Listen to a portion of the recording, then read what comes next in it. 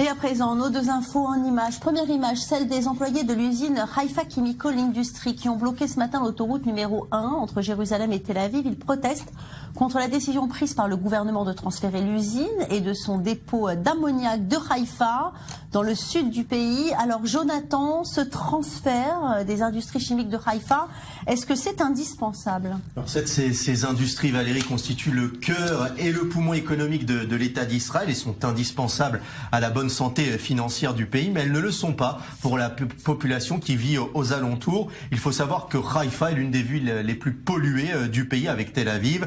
Haïfa est aussi la ville avec le taux de cancer le plus élevé dans le pays. Donc d'un point de vue environnemental et sanitaire aussi, il est indispensable de réduire leurs activités et dans le meilleur des cas de les déplacer aussi. Il y a un autre aspect à prendre en compte et tout aussi important, il est d'ordre sécuritaire. Haïfa est aujourd'hui à portée de fusil des 150 000 missiles du Hezbollah, aujourd'hui donc pointés vers Israël, et on le sait, on le voit sur toutes les vidéos de propagande, le groupe terroriste chiite libanais vise en priorité toutes les usines pétrochimiques du Golfe de Haïfa. Le pire des scénarios serait de voir un des missiles du Hezbollah frapper ces usines, on ne le souhaite pas bien évidemment, cela provoquerait une catastrophe écologique et humanitaire.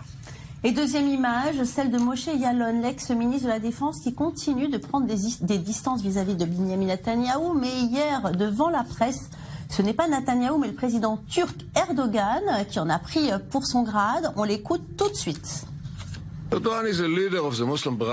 Erdogan est un leader du mouvement et de l'idéologie des frères musulmans au Moyen-Orient qui prétend à l'hégémonie en établissant un empire néo-ottoman en utilisant l'idéologie des frères musulmans non seulement en Turquie mais en soutenant aussi des éléments des frères musulmans comme le Hamas sur la scène palestinienne.